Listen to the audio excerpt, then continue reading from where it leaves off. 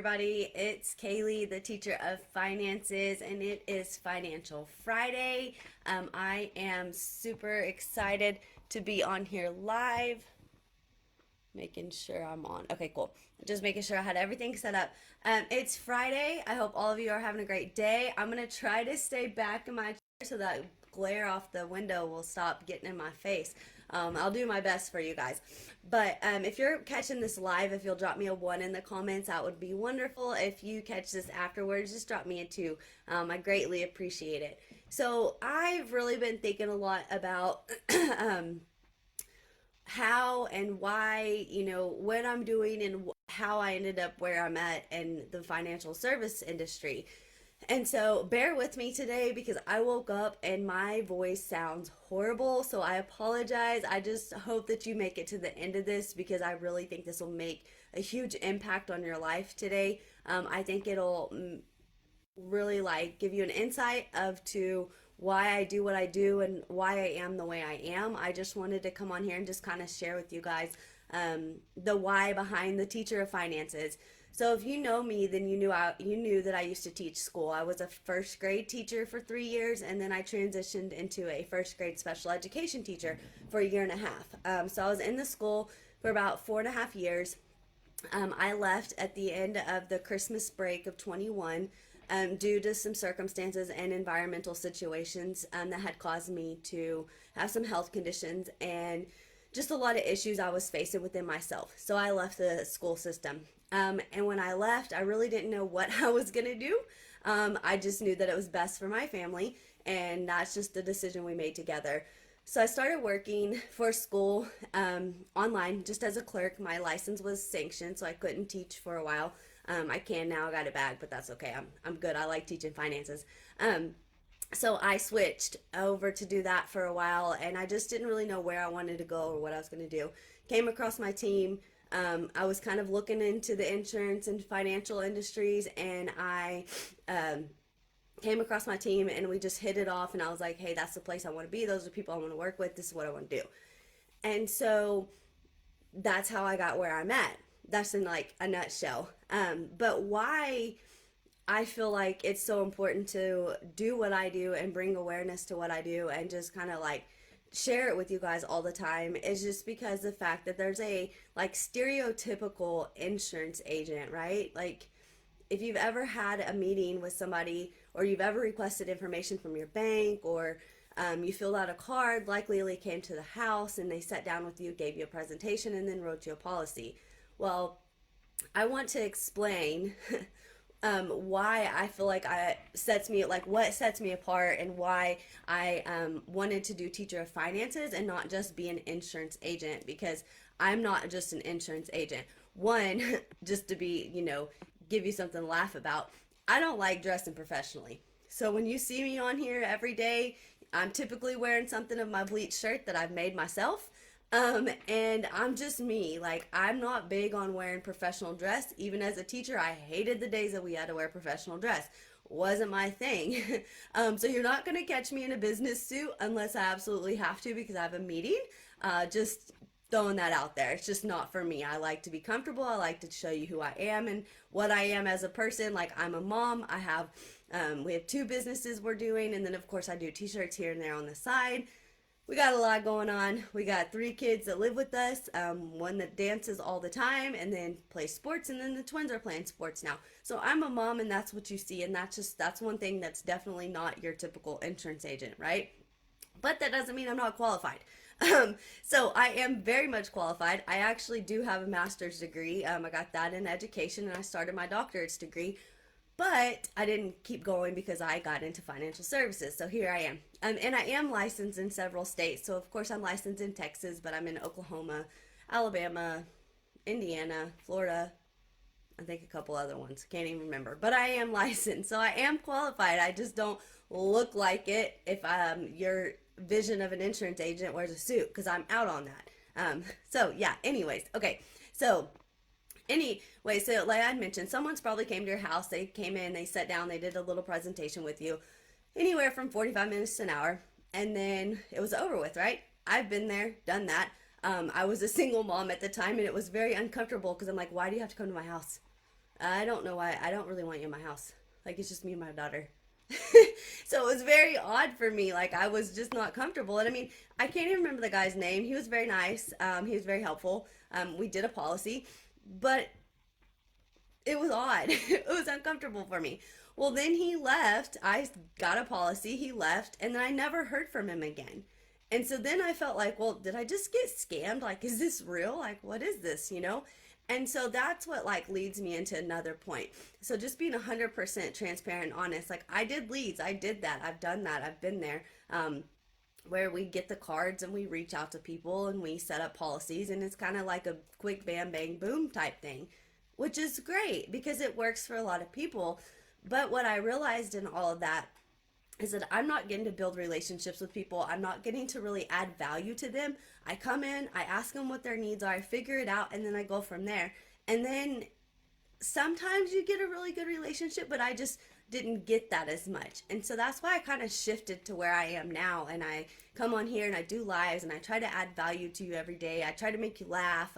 That's why I make all the fun videos that I make all the time, because majority of the time I make them and then I'm laughing at myself because I look so ridiculous in them. But it's okay, it's fun, and I hope that it brings a smile to your face. Um, but what I really wanted to do with this, and when I got into this industry, was I, as a teacher and a classroom teacher, I wanted to change people's lives. I wanted to make a difference in my classroom and my kids and their education, and be like an impact on them. And so with this business, I was able to see like there's a way to do that. Like, I can help you with your finances. I can help you protect your retirement and your family and all those things. But how can I do so and do it with people that I know and love and care about, or in my community? And so that's kind of why I've switched over to being more like on the social media side of it. But over, even with that, it goes deeper than that for me. I have notes to keep me on track, so I'm not on here for ever and ever. But there's one reason why this is super important to me. When I came into this business, and not a lot of people know this, my family, a couple people in my family do, and then my team. But when I came into this business, I was in a situation that scared me, and I didn't know what stood before me. Like, literally, in May, I went to a dance competition with Kyra, and when I came home, I had noticed that I had a lump. And so I went to the doctor in June, and more testing and diagnose, tests and stuff were ordered. And so at the time, I had already jumped into the industry. I did not have any type of a policy. We didn't have anything in place because I had left the school system, and I was that person. I was always the person that said, oh, I have work insurance. I don't need it. My work covers me. And so we didn't have anything in place. And I went to the convention, and then I realized that there were cancer plans. And so I was like, oh my gosh. And I found out that I could do a cancer plan, and it wasn't a whole lot. It was like 50,000 in coverage, and it didn't have underwriting. So I was like, okay, that's perfect. That'll work. My test had been ordered, but didn't have an appointment scheduled yet. So I was able to get it all in place. And it scared me because I didn't know what was going to happen. I didn't know if I went to this doctor's appointment and they came back and said, hey, it is cancer. And now you have all these different things you're going to have to go through and all of this different stuff. I didn't know. There was so many uncertainties. But I knew that because of the industry I was in, that I could get a little bit of something, because the thinking about chemo and radiation and all those things that come with it, I knew that would be crazy expensive. And so 50K wasn't anywhere close to what we needed, of course. But it was something that would at least help us a little bit and kind of relieve some financial burdens at the time. And so that was like my real life in front of me, myself, thinking, oh my Lord, like, what in the world? Like, what if this is positive? And of course, praise the Lord, it wasn't. It was negative, and I'm very blessed by that, and I'm so thankful by that. But it's scary. It is so, so scary to be in that type of a situation where you just don't know. You don't know what's fixing to happen. You don't know what they're fixing to tell you. You have no idea. And it is so scary. And it's scary at any point in time in your life. But as a parent and a wife and all the, I'm young, I'm not old. I'm young. I feel like I'm young. I'm young, right? It's scary. And you just don't know what's going to happen. But the thing that scared me the most is both of my grandparents have passed away from cancer. So there are some statistics out there that explain that based on your family and how they've passed, like if your parents have passed already, somebody that's close to you, based on how they've passed away, there's some psychological things that happen in your brain and your mind that make you gravitate towards that's going to be the reason why you pass away. So if your mom or dad passed away in a car accident, then you feel like, if I die, it's probably going to be a car accident. Or for me, I always worry about cancer. Cancer scares me. I mean, it scares a lot of people, but it really scares me because I've literally watched two of my grandparents go through it. And so that's something that like just resonated like so deep in my brain. And I was I was a mess, y'all. I was such a mess through this time. But it's just psychological. That's just part of it. And so my grandmama was diagnosed first. She went through all the stages of treatment and to get rid of the cancer and everything. I was 10 at the time, so I don't remember all the details, but I do remember very vivid parts and pieces. And so I don't remember if she had radiation and chemo, but I know she went through all the different things to try to get rid of it. And at the time, her and my granddad had no coverage in place. They had nothing in place. They had he was self-employed. She worked for him in the business, and so they didn't have anything in place. So you can only imagine how hard it was on them because their bills just continued to rack up. You know, they had their doctor bills, they had the chemo, hospital, all kinds of bills that were just constantly building up. And so they were fighting for her and they were fighting, you know, to try to get her better and everything. But not only that, they were like emotionally drained, but they were also financially drained. And so, of course, unfortunately, my grandmama didn't make it. She passed on, and they didn't have life insurance. Like I mentioned, they didn't have any type, hardly anything. And then he was left with all the bills. He was left with the hospital stays, the doctor visits, and just everything that they had gone through. He was left with all of them. Like I said, I was about 10 years old, and I just remember going like with my mom and my granddad to look at headstones, and I just remember talking about the prices, and oh my gosh, that one's beautiful, but we just can't afford it. Like it's just no way we can afford it. And the one thing that I remember so much through this, and I'm going to try so hard to not get emotional, and that's not why I wanted to do this. I just wanted to explain why I'm so passionate about what I do. But the one thing I remember so much is how much my grandpa changed, my granddad changed. Um, it felt like he worked so much after this. Like it was just, he was always, every time we would see him, he was just exhausted. Like he was just beat. And a lot of it was because he was drowning. He was drowning in his work. He had lost his wife and he was drowning in bills. Um, he missed her, like he missed her so much. And about 4 years later after that, he was diagnosed with cancer too.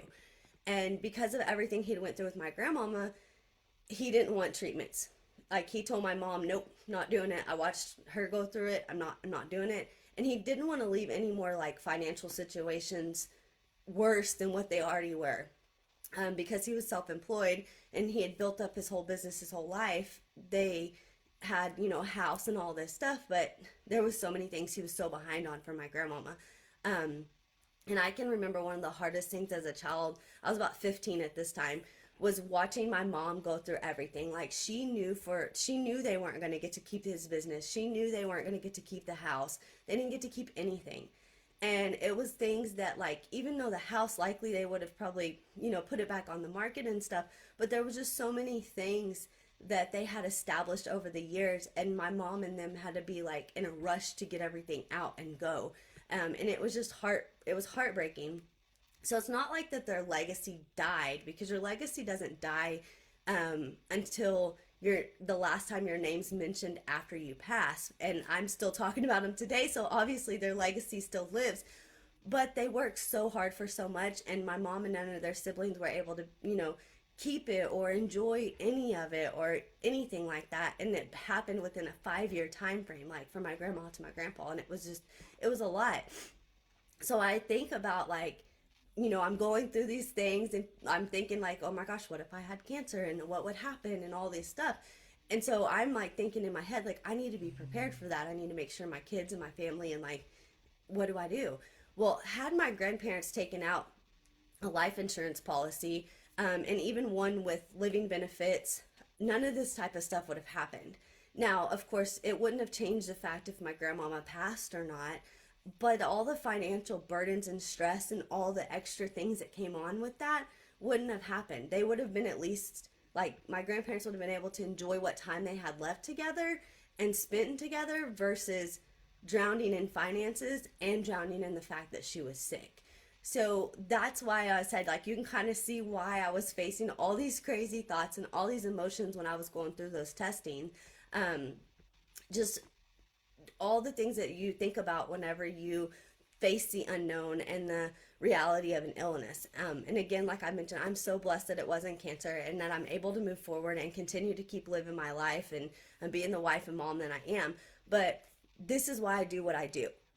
This isn't a job for me. Yes, it makes money. Like, yeah, of course I get paid. I mean, you're not going to do much if you can't get paid. You have to pay your bills, right? But does my official job title relate to sales? Yeah. But do I come on here all the time and share the information I do and bring awareness to a sale, to make a sale? No, not at all. I don't. It's not about making the sale. It's about making sure that there's awareness and that there's so much important, like that people understand the importance of how critical it can be, whether you have enough coverage or coverage in place compared to what you, if you don't, and what happens if you don't. And it's like most of the time, you're younger and you're like, oh, whatever, I'm young, I'm not going to pass away. We never know. And so, like, my job and what I want to do is, if I'm working with you, I want to be your agent, not to make the sell, but to make sure your family doesn't face the same situation that my family faced. Um, I'm not the agent that gets you a policy and then falls off the face of the earth. Like, no. I'm the one that gets you a policy. You save my phone number, and then when unexpected life circumstances happens, you call me. And then I take the load off because I'll help you file the claim. I'll help you make sure your family gets the payout. I'll deal with the insurance company. And I do that because I know, and I've been there firsthand. I've watched my mom go through it. I personally haven't, like, been through that, praise the Lord. Um, but I watched my mom go through it, and I still watch my mom face the things she faces and the stuff that she misses and all the things with her not having her parents there. So I just want it to be clear, and I just want you to understand, like, how easy it can be to make sure that your family is taken care of and that your loved ones don't have to go through this type of experience. Death is inevitable, and it's one thing, it's like one of the most painful experiences that your loved ones can face when it happens in your family. But if you take the time to literally sit down for 30 or 45 minutes just to make sure your family has exact protection and has everything they need, that can eliminate so much unnecessary pain. Because it's painful enough to lose somebody, but it's really painful enough if you're trying to fight and face all the bills and all the financial things that come with it. So we never know when our last day is going to come. And if you don't plan ahead, then it's too late. GoFundMe's have become such a common thing nowadays, and most of the time they never get enough money to reach or to cover the expenses. And so taking the time and maybe spending like 50 or 60 bucks a month to make sure your family doesn't have to do a GoFundMe, or make sure your family doesn't face all these extra things. If you're anything like myself and my husband, the last thing we want to do is have to put a GoFundMe out asking for money from people. That's just something that would be even harder for us in the situation. And so if you have something in place but you're not really sure what it is or how it works, then that's something I help with too. Like, it's not just my job to write policies and help people get policies. It's my job for you to understand it and for your family to understand it, so when you need it, you know how to use it. So if you think you have a 20-year term, or you think I have a customer that thought they had $1 million coverage, or yeah, about $1 million coverage, come to find out every 10 or 15 years some was falling off. So, I mean, if you think you have something but you're not sure and you just want to ask questions, guys, that's what I'm here for. Like, I'm here to help you. Like, if you have questions, please reach out to me. And like I mentioned, I don't share my story with you because I want you to feel sorry or anything like that. I just want to, like, kind of just bring it to light, because I know, like, it went from one day to the next. It was like, hey, by the way, I'm not teaching anymore. This is what I'm doing. So I just wanted to share with everybody and kind of tell you why and what brought me to where I'm at and what I'm doing. And like I mentioned, I just never want to see anybody go through the things that my family has gone through. And then, of course, as the added benefit of being able to help people with, like, their life and terminal and critical and all of those things, I've been able to help with the financial devastations. I mean, with the financial devastations, I also have been able to give help and opportunity with the retirement and the protecting the actual legacy of your family later on down the line. So, like I mentioned, as a classroom teacher, I loved knowing that I made a difference in people's lives and the kids' lives and doing something for the kids. And jumping into this industry, I feel like I still get to teach. I still get to educate and like just bring awareness and show excitement about certain things. But I've just shifted my audience to adults and just working to make a difference in the outcomes of your family and your legacies. So, if you made it through this far and you listened to me all the way with this horrible voice I have going on right now, I just thank you. I thank you so much for listening and just hearing me out and just seeing where I'm coming from. I appreciate all the likes and follows and comments and stuff that I get from you all, and I'm just so thankful to be able to bring awareness to the situation and just help as many families as I can. So I hope you all have a this light is driving me crazy. I hope you all have a wonderful, wonderful weekend. We'll be dancing tomorrow, so I get to share pictures and videos. I'm excited. I get to see all of Kara's dance for this year's competition for the first time tomorrow, so that's going to be fun and exciting. So I hope you all have a great weekend, and I'll see you guys later. Have a good afternoon.